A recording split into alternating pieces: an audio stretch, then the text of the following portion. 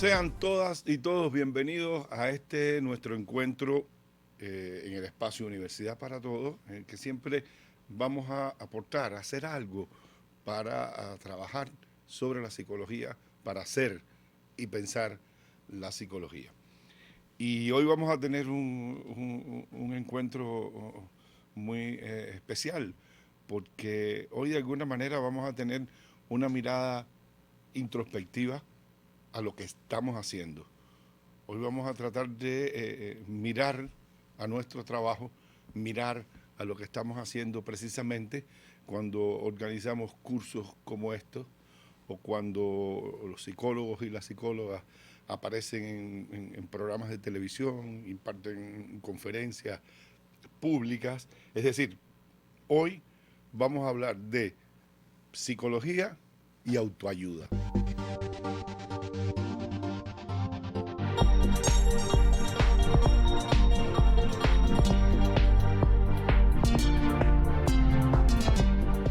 Recuerdo hace muchos años, casi puedo decirles exactamente, hace 27, 28 años, nada más. Una conductora de un programa de televisión de mucho ranking, de mucha teleaudiencia en aquel momento en el país. El programa se llamaba Contacto. Me invitó a hacer una sección de psicología dentro de su programa. Debo confesar que me entraron muchas dudas, aparecieron muchas preguntas, muchas cuestiones en mí, ¿ya? Mi práctica hasta ese momento era una práctica muy circunscrita al mundo académico, al aula universitaria, a lo que en la época, que también por cierto se ha modificado bastante, hacíamos los profesores universitarios. Mis predilecciones, de hecho, tenían que ver con las discusiones teóricas, epistemológicas de la psicología. Y pues me llamó muchísimo la atención aquella invitación a hacer, a tener una sección de psicología en un programa de televisión de amplia teleaudiencia. Y recuerdo que no pude darle una respuesta inmediata. Le dije, déjame pensarlo, déjame evaluarlo. Y debo confesar que para nada estaba dudando de mi capacidad para afrontar el reto. No es que me crea capaz de hacerlo, pero sí me creo capaz de asumirlo y prepararme y formarme y andar por los caminos que sean necesarios andar para hacerlo lo mejor posible. Yo no dudaba de mis capacidades para afrontar el reto, sino dudaba de la pertinencia, de lo adecuado que sería tener una sección de psicología en la televisión. Algunos referentes ya existían, ¿verdad? En la época pues había un excelente programa de televisión que durante muchos años ocupó el interés y la vocación de aprendizaje de muchos cubanos y cubanas, sobre todo en el ámbito familiar, de padres y madres, que quizás algunos de ustedes recuerden que fue el programa Nuestros Hijos. Y en aquel programa a Nuestros Hijos, pues sí, aparecían psicólogos que trabajaban muy específicamente en el tema de la orientación a los padres, cómo afrontar las situaciones difíciles con los muchachos en la casa, con el vínculo, los muchachos y la escuela, los muchachos entre sí, ¿ya? Y era justamente, bueno, su título lo dice todo, era pensar un poco y cómo la psicología puede ayudar en estos temas de nuestros hijos. Lo cual sí venía de una tradición importante en otros contextos y resultaba tremendamente positivo. Creo que Nuestros Hijos fue una de las palancas que me movió a mí a aceptar la invitación de aquella compañera para participar en este programa a Contacto. Tenía también, como todo en la vida, algunos elementos que no me convencían mucho. Conocía de programas de televisión hechos por psicólogos que eran verdaderos shows de malabarismo, verdaderos shows donde incluso, en mi opinión, y sigo manteniendo esta opinión porque todavía existen esos programas, donde incluso se denigra a las personas, donde incluso a las personas se le trata inadecuadamente, donde además al público que de alguna manera está consumiendo, participando, ya sea en vivo o desde su casa en estos programas, pues se le comprende como algo así como marionetas con las que se puede jugar y darle recetas, ¿verdad? Conocía esta otra faceta de esos programas de televisión que pretenden hacer una analogía entre la vida y la cocina, y del mismo modo que podemos decir 3 gramos de sal, media cucharada de manteca y sale un excelente pie, pues haga 1, 2, 3 situaciones, X comportamiento y usted tendrá una vida feliz. Y definitivamente eso pues me producía cierta aversión, cierto rechazo, y yo me mantenía en mi duda. Y creo que lo que al final decidió a favor de aceptar el reto, y por cierto, debo decir, fue el origen de Vale la Pena, y en este sentido, por transmisión, el origen de hacer y pensar en la psicología, fue una suerte de cuenta aritmética, fue una suerte de aritmética del ejercicio profesional. Y yo empecé a pensar de este modo.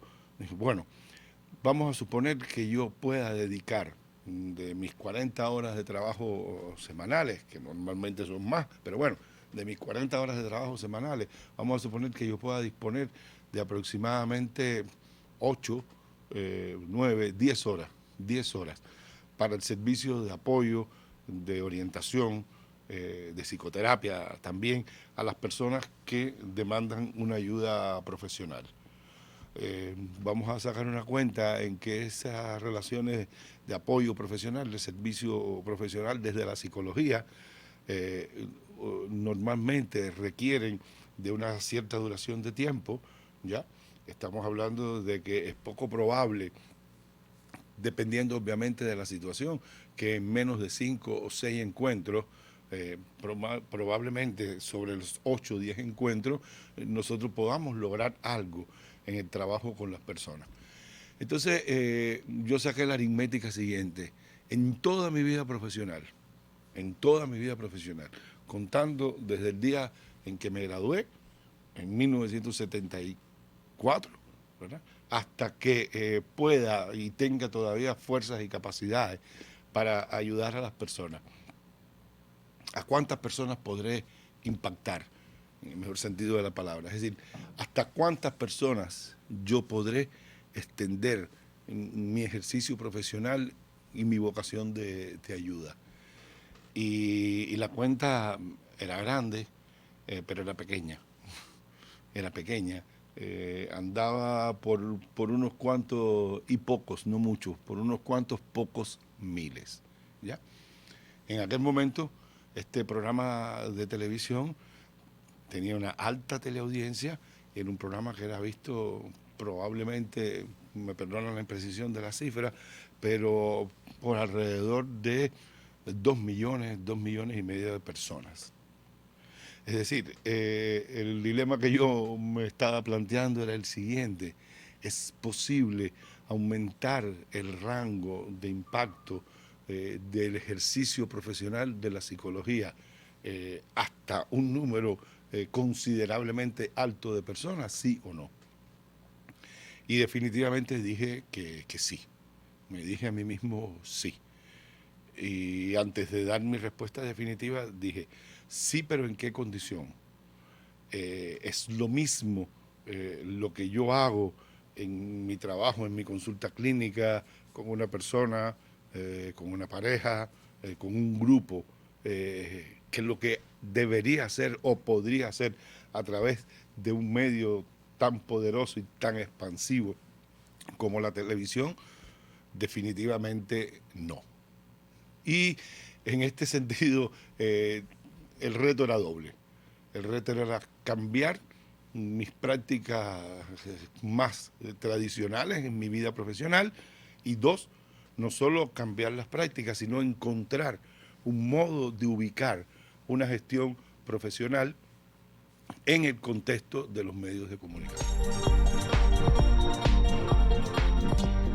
Efectivamente, estamos hablando de la bien conocida hoy y extensa participación de los profesionales de la psicología en los medios en sentido general, ¿ya? Que tiene que ver con, en primer lugar, una tendencia que nació, yo diría, en los Estados Unidos en la época de la posguerra, que tiene que ver con poner en manos de las personas herramientas que le puedan servir desde el punto de vista de la psicología para afrontar su vida. Y aparecieron así importantísimas obras, muchas de las cuales perduran hasta hoy, que tienen que ver justamente con llevar a las manos de las personas a través de la lectura, a través de los libros, puntos de vista, representaciones, miradas alternativas que de alguna manera favorezcan eso que nosotros hemos hablado en otros momentos, que es la reorganización cognitiva. Sabemos perfectamente que nuestro comportamiento está profundamente vinculado a nuestro modo de ver las cosas. Si nosotros nos representamos algo de un modo A, tendremos la tendencia a comportarnos congruentemente con ese modo A. Si nosotros sustituimos o pudiéramos sustituir ese modo A de ver esa misma cosa por un modo B, inmediatamente nos daríamos cuenta que nuestro comportamiento cambia. De modo tal que si nosotros logramos pues asimilar y en este sentido dar conocimientos, representaciones, valoraciones, reflexiones, etcétera, que sean capaces de favorecer una reorganización cognitiva, una reorganización subjetiva, mental, pues nosotros estaremos favoreciendo el cambio de comportamiento, la producción de comportamientos más asociados al bienestar y la felicidad. Y esta idea de dar estas herramientas y estas reflexiones aparece básicamente con los libros. ¿Bien? Obviamente, en un mundo tan mediático como el mundo que vivimos hoy, pues podríamos hasta establecer una suerte de camino transcurrido. De los libros pasamos a la prensa escrita en general, ¿no? El uso de la prensa, de los periódicos, de las revistas, de todo aquello que puede llegar a las personas y a través de los cuales se pueden dar elementos favorecedores de esta reorganización subjetiva. Y en la mediatización, en la intensa mediatización del mundo, pasa también a la producción de materiales audiovisuales que, bueno, originalmente veíamos a través de la televisión, hoy vemos a través de las diferentes formas de consumo mediático, ¿no? Pues sí, cuando tenemos la oportunidad, la posibilidad y el ancho de banda y accedemos a YouTube, ¿verdad? Ese universo audiovisual tan variado, polisémico y complicado, ¿verdad? Podemos encontrar muchos materiales audiovisuales que están en este camino, de favorecer la reorganización perceptual, cognitiva de las representaciones de las personas en aras de lograr que sus comportamientos sean más eficientes, más productivos, más asociados al bienestar y a la felicidad. Para muchos de nosotros, la vida es una larga escalera. Una escalera llena de peldaños. Cada peldaño es una meta. Por eso, desde que nacemos, nos esforzamos para alcanzar esas metas. Es lo que conocemos como tener éxito en la vida. Pero claro, ¿qué es el éxito para ti? El éxito para cada uno de nosotros es algo distinto. Para algunas personas tener éxito es ganar mucho dinero y que todos nos reconozcan como somos ricos. Para otros, el dinero no es importante. Lo importante es la salud. Para otros, lo importante es tener una bonita familia. Otros, sin embargo, lo que quieren es ser reconocidos por los demás. Y para otros, el trabajo. ¡Ay, ese trabajo! Pero, por supuesto, hay algunos que para ellos tener éxito es tenerlo todo. Pero ¿por qué autoayuda? ¿Por qué autoayuda? porque la denominación de auto significa obviamente algo que hace la persona. Y hasta aquí nosotros estamos hablando de cómo un ejercicio profesional, en el mejor sentido de la palabra, se aprovecha, entra en un mundo de amplia expansividad para multiplicar su capacidad de efecto, su capacidad de comunicación, su capacidad de impacto, ¿ya? Y esa es la esencia, es decir, nosotros a través de los medios, a través de los libros, a través de las páginas web, a través de los blogs, a través de YouTube, pues empezamos a multiplicar el ejercicio profesional de la psicología. Este se ve inconmensurablemente multiplicado, ¿no? De hecho, usted hoy entra en un buscador, pongamos el buscador más reconocido probablemente, el Google, y usted pone psicología y son páginas y páginas y escritos, y usted va a ver que una gran parte de ellos, una gran parte, probablemente la mayoría, no están tanto destinados a los profesionales de la psicología, cuanto destinados a los consumidores, a la población en sentido general. Pero insisto, aquí estamos hablando de cómo una profesión puede expandir, multiplicar su impacto social. Pero la denominación de autoayuda, ¿por qué la denominación de autoayuda? ¿Ya? Y bueno, ahí viene la segunda cara o la segunda parte de este fenómeno.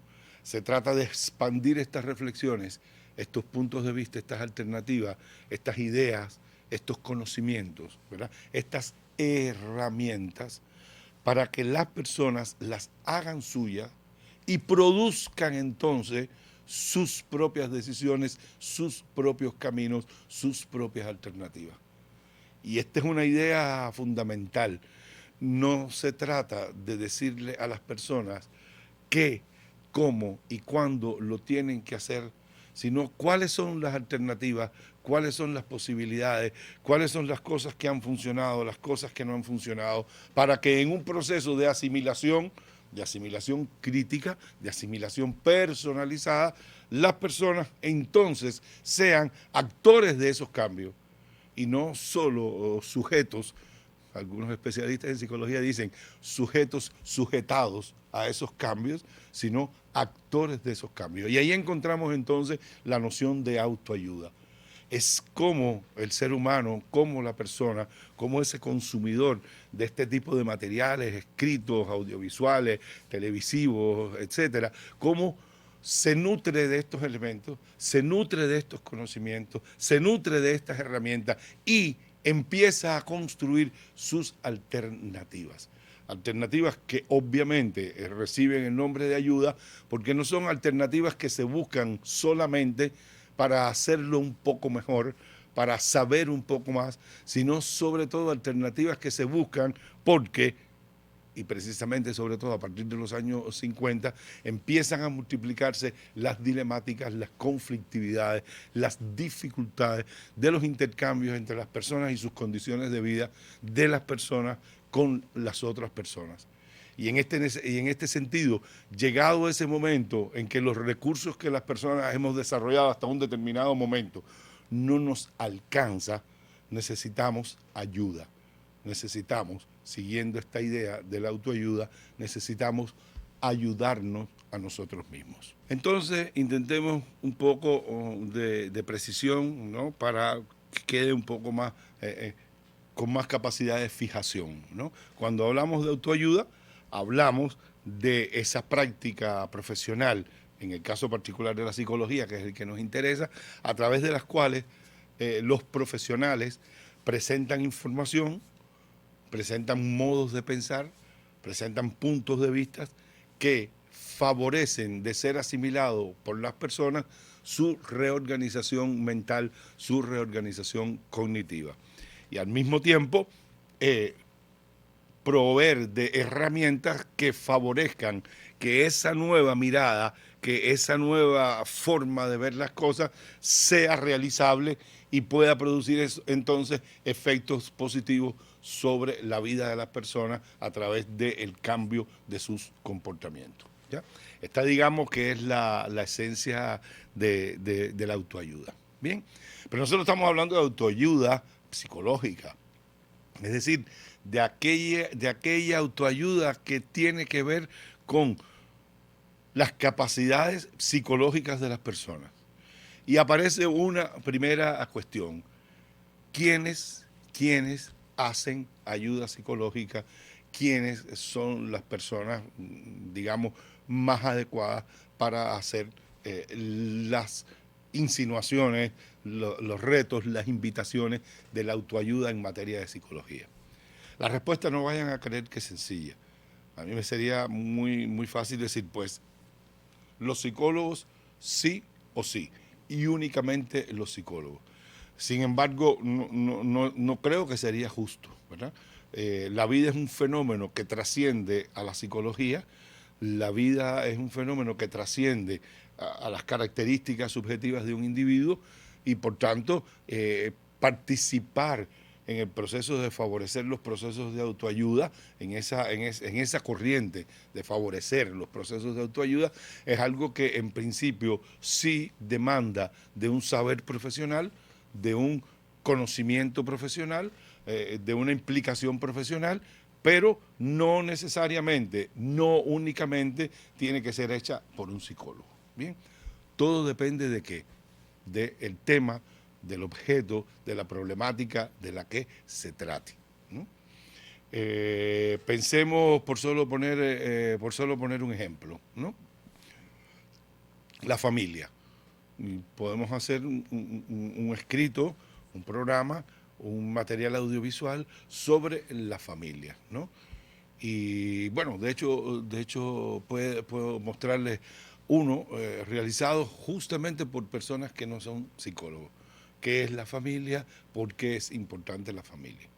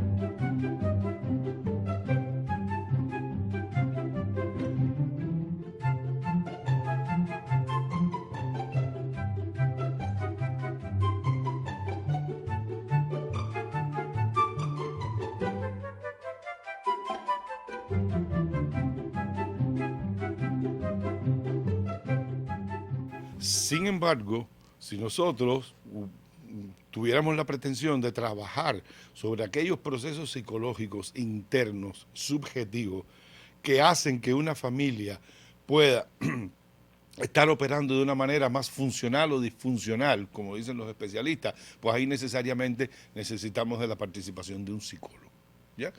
Y en este sentido, sí, definitivamente digo, ¿quiénes pueden hacer una buena gestión de autoayuda?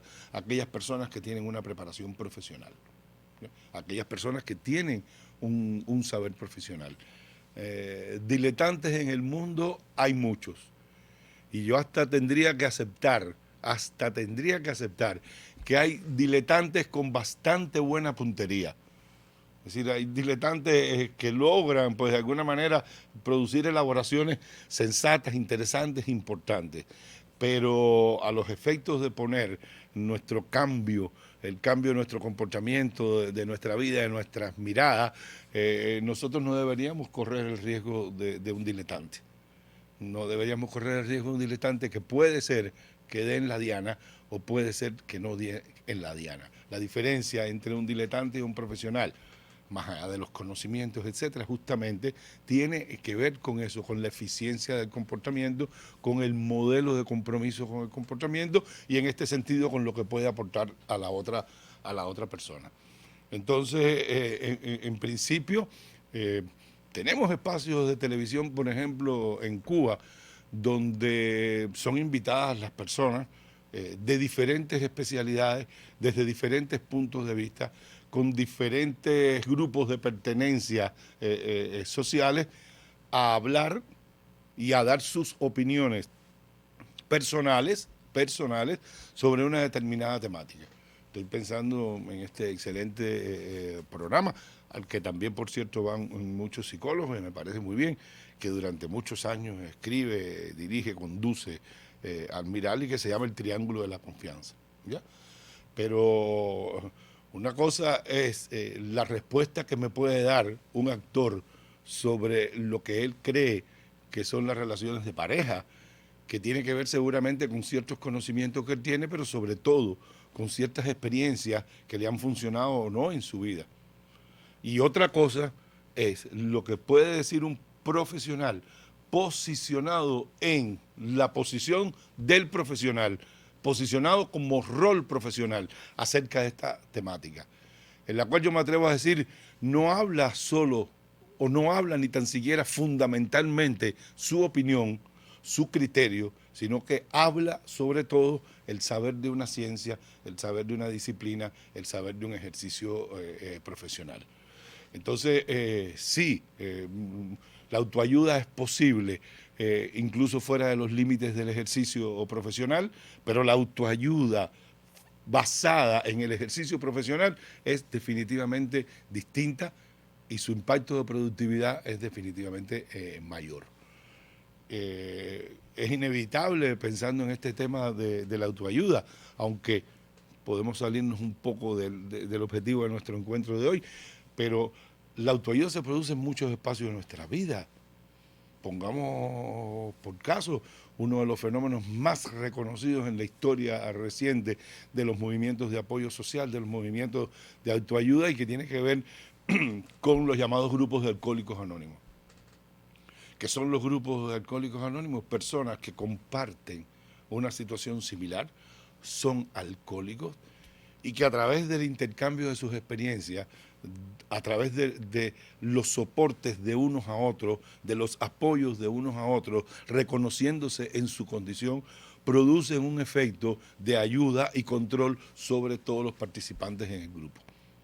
Y definitivamente los grupos de autoayuda de alcohólicos anónimos, yo he conocido algunos aquí en el país que son tremendamente eficientes y productivos, si pensamos en el fin de la eliminación del alcoholismo, la eliminación de los hábitos de consumo de alcohol nocivos, ¿verdad?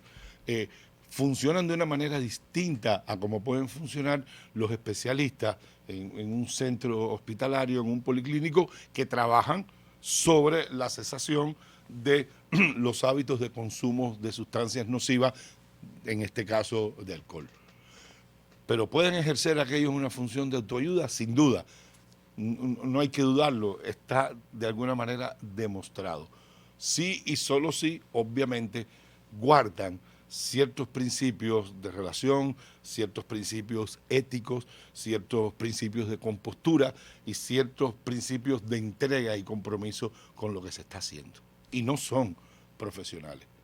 De hecho, lo que nació hace ya muchos años con esto que llamamos los grupos de alcohólicos anónimos, hoy se han expandido por el mundo en muchas dimensiones distintas, ¿no?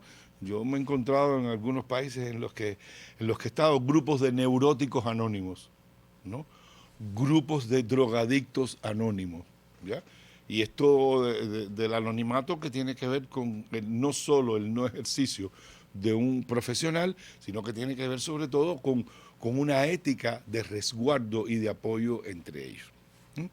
De modo que estamos llegando a un punto, estamos delimitando un punto fundamental. Una buena gestión de autoayuda en materia de psicología la hace, sobre todo, y con mayor nivel de impacto y productividad, un psicólogo. Segundo, la autoayuda, y aunque su nombre lo haga evidente, quiero hacerme esta pregunta. La autoayuda funciona solamente porque nosotros tengamos un buen profesional de la psicología que a través de la producción de libros, que a través de escritos en la prensa, hace un buen trabajo. Digo, bueno, cuidado. El profesional que hace la gestión para que se promueva y para que se produzca la autoayuda en una teoría de distribución normal, apenas es el 50% del asunto. Es decir, lo pongo de una manera muy basal. Si usted coge un libro de autoayuda, puedo poner uno de los clásicos libros de autoayuda, que fue, como se dice en el mundo comercial, un bestseller en su momento, que usted lo puede encontrar incluso en internet de manera gratuita. Estoy pensando en Tus zonas erróneas, ¿no? Un libro que movió muchísimo el movimiento de autoayuda. Bueno, si usted cree que por tener el libro de Tus zonas erróneas y por leer el libro de Tus zonas erróneas y por entender el libro de Tus zonas erróneas, usted ya, como decimos, resolvió el problema, le tengo una mala noticia, está profundamente equivocado. Con tener el libro, con leerlo, con estudiarlo, con entenderlo, usted, saliendo bien, tiene el 50% del camino avanzado. El otro 50% es que usted tiene que digerirlo, asimilarlo, hacerlo suyo y traducirlo en comportamientos. De modo tal que estemos claros. Y repito esta idea porque es muy importante. La gestión profesional de la autoayuda, cuando un psicólogo entra en esta tarea de la autoayuda, no entra para dar recetas definitivas de cómo hay que hacer las cosas, de cómo usted tiene que pensar, de qué usted tiene que decirle a su hijo. Entra a dar un contexto de representaciones generales, entra a dar una mirada general alternativa, entra así a hablar de herramientas posibles y luego viene la parte en que todos y cada uno de los implicados en el proceso hace suyo ese acto de comunicación, hace suyo ese conjunto de saberes, de conocimiento, de herramientas. Y esto es una lógica que podemos entender perfectamente, ¿verdad? ¿Por qué? Bueno, porque si bien nos parecemos muchísimos todos y la vida de todos y cada uno de nosotros se parece mucho por el hecho de ser vida humana, la vida de todos y cada uno de nosotros es de alguna manera también distinta, propia, única y específica con respecto a la vida de otras personas. Y por lo tanto no necesariamente lo que para una persona funciona de un modo, para otra persona también funciona. Y aquí una vez más nos encontramos con esa razón de por qué la autoayuda y por qué hablamos de la autorreflexión y por qué miramos de la introspección, de no mirarnos tratando de encontrar en ese acto profesional la respuesta, sino posiblemente de encontrar las preguntas que nosotros mismos tenemos que hacernos y salir a buscar por nosotros mismos la respuesta.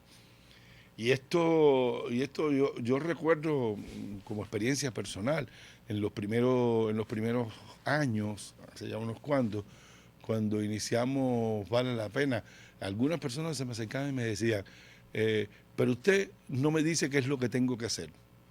Yo quiero que usted me diga qué es lo que tengo que hacer. Y yo siempre le decía, ni lo busques en Vale la Pena, ni lo busques tan siquiera en una consulta profesional con un psicólogo. Porque no es el psicólogo quien se tiene que hacer cargo de tu vida, eres tú. No es el psicólogo quien tiene que encontrar respuesta a los asuntos de tu vida, eres tú. El psicólogo, el profesional, sea en esa relación directa o sea en esa relación mediada, te va a proponer un camino y te va a decir, podemos andarlo juntos.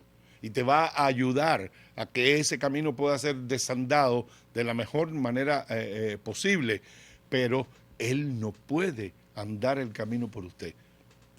Una vieja sentencia de Confucio, o atribuible a Confucio, pues decía, refiriéndose a la educación, pero muy aplicable a esto que estamos diciendo, decía, yo puedo ir al río por usted, y yo puedo lanzar la pita con la carnada por usted, y yo puedo atrapar al pez por usted, y yo puedo llevarme al pez por usted, y yo puedo quitarle las escamas al pez por usted, adobar el pez por usted, ponerlo en la sartén, cocinarlo, servirlo en el plato por usted, pero comerlo por usted no puedo.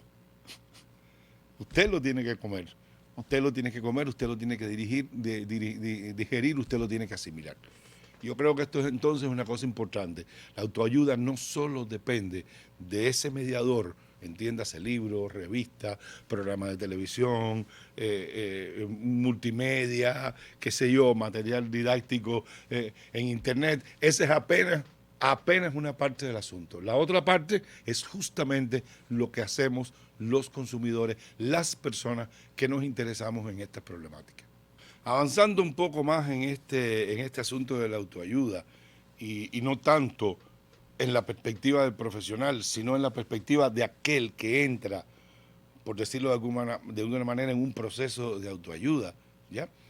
Quiero llamar la atención sobre los modos, las actitudes que tenemos nosotros que de alguna manera asumir para que ese proceso sea verdaderamente productivo, no solo productivo, para que sea loable. Yo soy de los convencidos que un porcentaje fundamental, probablemente mayoritario, del acto de aprendizaje, por hacer una analogía, del acto de aprendizaje, depende de la actitud de aprendizaje. No sé si fue Sócrates quien dijo, no existe el enseñar. El enseñar no existe, es una metáfora. Lo que sí existe es el aprender. Y con esto llamaba la atención de que en ese proceso que nosotros llamamos de enseñanza y aprendizaje, la voz fundamental impactante sobre la producción definitiva, sobre el efecto, la lleva el aprendizaje y la lleva la actitud de aprendizaje. ¿Ya? Y en este sentido también la autoayuda supone una actitud. También la autoayuda supone una actitud. Si nosotros vamos en busca de estos textos, de estos blogs, de estas columnas en la prensa, y que son verdaderamente muchas veces excelentes. Nosotros aquí tenemos experiencias notorias, no quiero dejar de llamar la atención sobre alguna de ellas, seguro que se me olvidan, ¿verdad? Pero aquí nosotros tenemos trabajos publicados en prensa digital y en prensa escrita sobre orientaciones al comportamiento. Durante muchos años recuerdo que lo hicieron dos compañeros, colegas de profesión, profesores de la Facultad de Psicología, el doctor Dionisio Saldívar, el doctor Miguel Ángel Roca. Hablé de nuestros hijos, estoy pensando, trajimos aquí a nuestro espacio a la doctora Beatriz Torres y su vínculo con la televisión en estos encuentros de orientación para el mundo de la sexualidad. Estoy hablando también de algunos trabajos hechos por la doctora Patricia Arej en materia de orientación a la familia.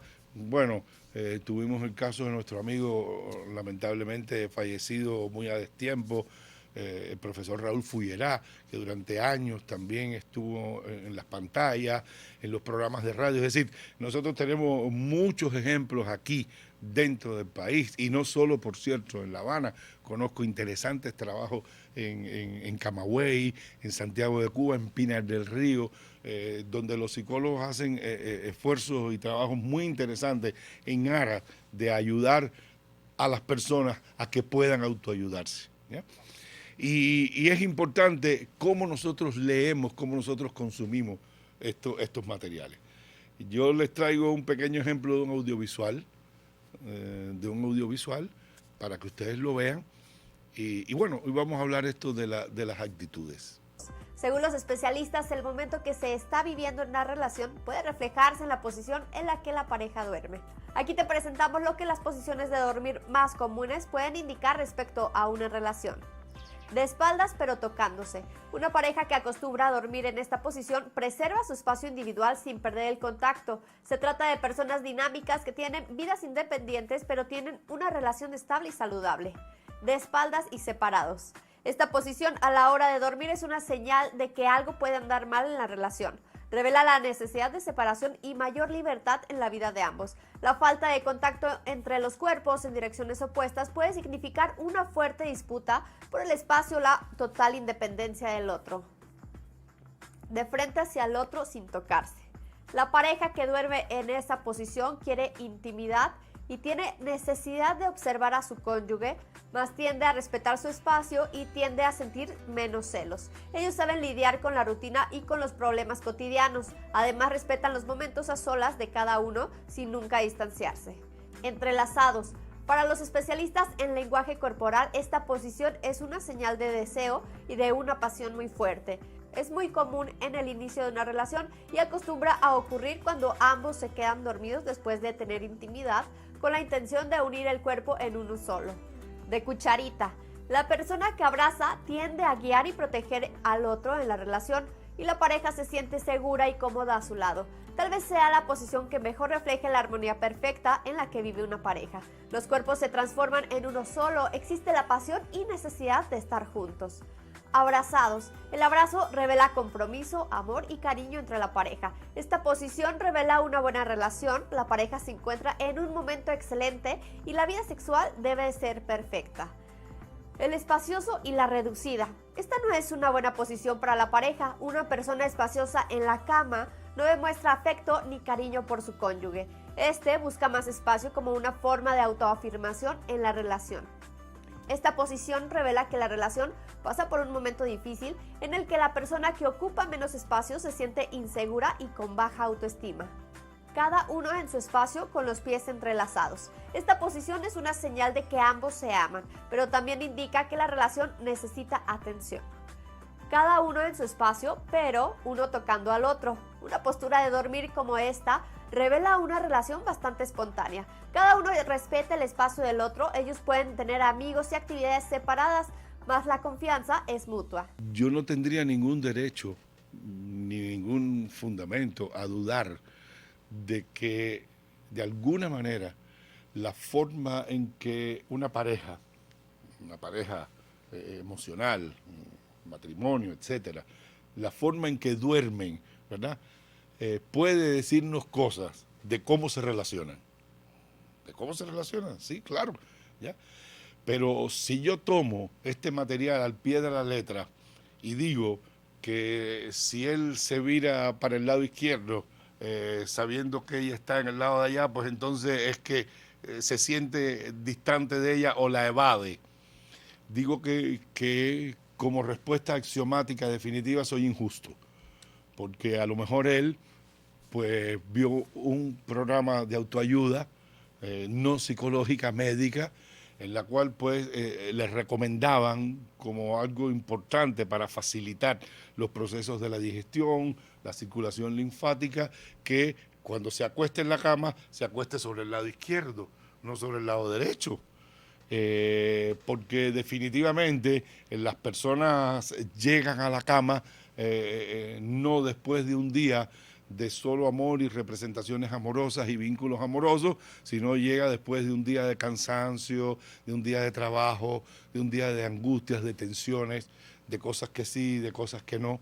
Y por lo tanto, no seríamos justos si nosotros pensáramos que indefectiblemente el modo en que dos personas se van a la cama a dormir, si son pareja, ya habla de si esa pareja es buena o es mala, ¿ya? Pero también seríamos tremendamente injustos si diríamos, qué tontería, esto es una tontería. No, esto no es una tontería, esto es una alternativa y es una mirada. Y efectivamente lo que nos está diciendo es la forma, y estoy apenas hablando de un ejemplo, entiendan esto, ¿no?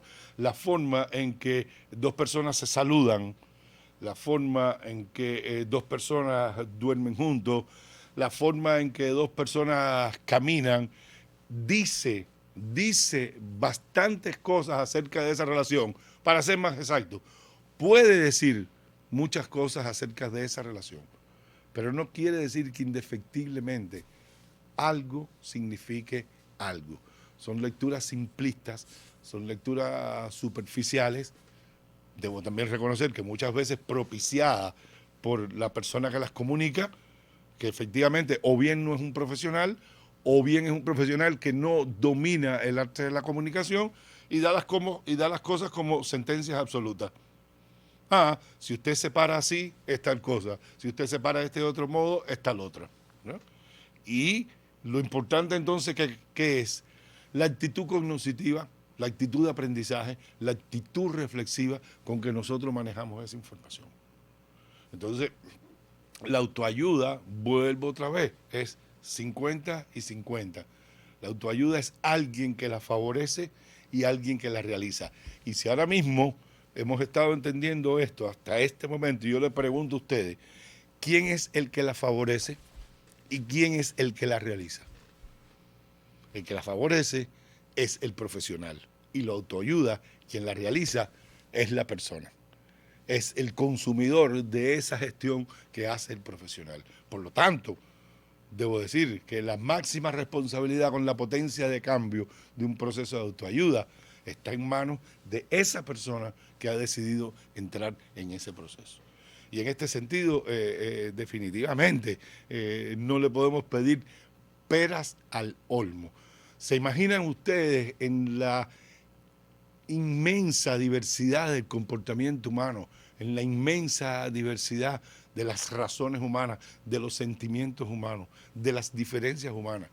Pensar que alguien puede saber definitivamente y únicamente el secreto de un modelo de conducta para todos es una utopía absurda, ¿no?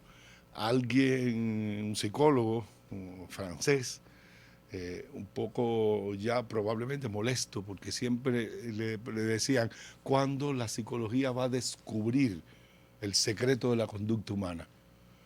Y él decía, no le pidan más a la psicología que descubra el secreto de la conducta humana, porque el secreto de la conducta humana no es solamente psicológico. Hay muchas otras variables que están influyendo en él.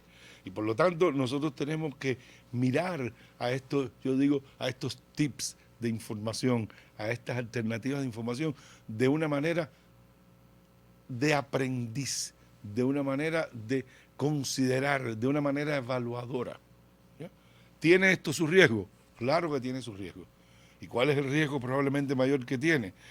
Bueno, se lo ilustro con una sentencia que hace bastante, que por cierto no oigo, ya no es tan común, pero en una época sí fue bastante común. La gente decíamos, ¿no? Al que le sirva el sayo que se lo ponga.